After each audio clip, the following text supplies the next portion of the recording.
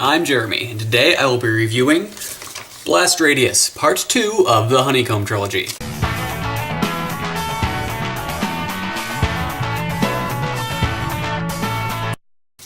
Yes, I said I'd be reviewing all of these, and let me tell you right now that Part 2 is every bit as good as Part 1, albeit for slightly different reasons. So Part 2 begins 14 years after the events of the first part, Advanced Man. Is it 14 years? Hold on, let me check. Okay, it's actually 12 years, sorry about that. 12 years after the events of Advanced Man. And now the world that was created at the end of Advanced Man is in full force. And essentially, because it's still a pretty new world with lots of conflicts going on, people still didn't really want it to happen. Some people still really did want it to happen. Basically, they're in a state of war. And both sides, the humans and the Honeycomb, are really planning to commit genocide against each other. And it's not even a question of if, it's a question of how and when. You see, these people, each side is so determined and set in their ways to bring things back to the way they want it to be, that they're essentially willing to just commit genocide against each other, whether that's by a mass suicide bombing or something else that's a spoiler. But it's really intense and powerful and very, very dark. Compared to the first part, also. First part, there was that looming darkness, but in the second part, in Blast Radius, there is just a present darkness. Everything about this play is right in your face and disturbing. You know it there, like, the culture has changed, the way people interact with each other is disturbing, the decisions people are having to make is disturbing, the way they're so willing to make those decisions is also disturbing. However, there's still this kind of sense of beauty there. Because each side, each culture, the humans and the Honeycomb, have unique beauty to them, and I think that Mac Rogers is really trying to show us that. The way they're described is each... Well, Abby describes the Honeycomb because he's entranced by them. He wants to be part of the Honeycomb. Meanwhile, Connor, interestingly, although he is part of the Honeycomb, he has, not necessarily wants to be part of, but like, kind of spoiler territory. He at least really admires and respects humanity, which Abby wants to just throw away his own humanity and be part of the Honeycomb. But when they're describing each side, it's just so true and beautiful in a way, and you have a hard time, like, you don't want either side to be wiped out. You really can see the beauty of both sides, and that's important because the characters don't see the beauty of both sides, but you, the reader, or the viewer, if you're seeing this live, do. And that really goes with the whole message of the series. I think this is the message Mac Rogers was trying to go through, is that you can't force a lifestyle onto someone. Even if you love that lifestyle, even if that's what lifestyle you're a part of, even if that's what you think is right for the world, you can't force it on anyone. And that's very relevant to society today. I mean, look at the presidential election. Like, I'm not going to go into that, but just let your mind do the talking there. And I think that this play... I don't know about the third part yet, but so far, this trilogy is really hammering home that message in a very, very effective way. I think it's really interesting the way these things are described, because I do see the beauty in both sides, and I don't want them to be forced onto the other sides. And again, I need to be vague doing these reviews because it's very easy to go into spoiler territory with these. I'm pretty sure I already have spoiled some of Advanced Man by talking about Blast Radius.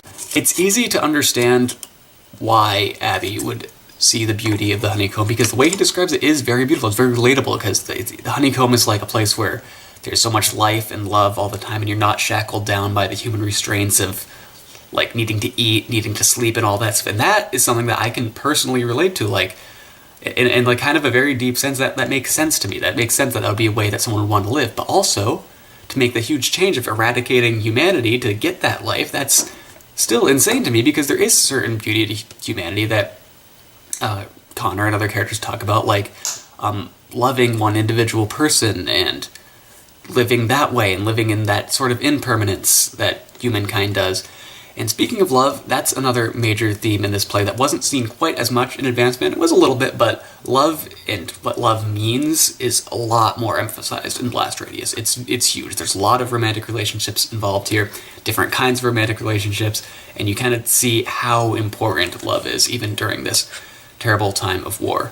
Blast Radius is every bit as good as Advanced Man. A lot of the things that Advanced Man started are just continued on here and continuing to be very good.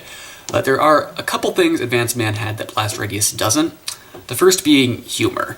Now, I understand that this is a time of war, and like I said, this part of the play is very, very dark, so humor doesn't have as much place there, but still, when I'm reading anything, I want there to be some humor. I find it harder to empathize with characters if they can't at least, at some point, make me laugh. There are a few little jokes and comic relief in this, but very, very little. It's not enough to satisfy what I would want for the humor in this play, especially because Advanced Man did humor so well. That was a very funny play at parts. The other thing this is missing is the suspense of Advanced Man. There is suspense, but the thing Advanced Man had was you didn't know what was going to happen, and here you kind of do know what's going to happen, you just don't know when or how, like I said at the beginning of this video. And I really liked the suspense of Advanced Man a bit more in that sense, because I like the mystery a lot. I really like mystery, especially in plays. There are a couple of surprising plot twists in Blast Radius, but not as much as that constant lingering feeling of what are these astronauts actually up to that we had in Advanced Man. But still, nevertheless, Blast Radius was a fantastic play, and I still very much loved it, just as much as Advanced Man. I gave it another 5 stars on Goodreads. Again, maybe it's really like an 8 or a 9 or an 8.5, I don't know, because flaws exist and it's hard to give things a perfect score, but this play is so uniquely good to what I've read before. This trilogy, I should say, because it's hard to see it as an individual play now that I've read the second part. I guess that is kind of another flaw, I'd say, with this, at least from the perspective of a director, or aspiring director in my case, because going into this, I thought, at least from the descriptions that they said on Samuel French and stuff, that these were supposed to be able to be standalone stories in addition to being a trilogy, but this one really feels less like it could be standalone. You could do it standalone, but without Advanced Man and without the third part, which I haven't read yet, it feels like it is the middle of a trilogy. It feels like it is The Empire Strikes Back to A New Hope and Return of the Jedi. That's really what it is. And if I were to direct one of these as a standalone, so far, it would be Advanced Man. Even though Blast Radius has a lot of stuff I love, a lot of really good action, and it has an even bigger cast, a very interesting, diverse cast, Advanced Man makes sense as a standalone, and Blast Radius only sort of does, because it ends in a way that it makes you anticipating the third part, and Advanced Man did that too, but the ending also lets you use your imagination, and this ending in Blast Radius really just leaves you waiting. And also, it begins with a lot of confusion. I'd imagine you'd be very confused if you didn't read Advanced Man. I was also very confused because I did read Advanced Man. It takes a while for you to really understand how this world works. So I think ideally this would be performed as a trilogy, but I understand in the world of theater that is very hard to do. So I respect Mac Rogers for at least trying, and I think he did succeed. They were performed. I don't know now that it's on Samuel French for anyone to apply for licenses to. I don't know how it's going to develop, but I really hope we do see productions of this, especially as a full trilogy. I don't know. Anyway, I'm going on way too long now. I've said everything I needed to about this play. I really hope you check it out if anything I've said catches your interest. I'm fascinated by Mac Rogers' work now. He's already become one of my new favorite playwrights. So, yeah, this has been my review of Blast Radius by Mac Rogers. I'll see you next time for the final installment of this trilogy.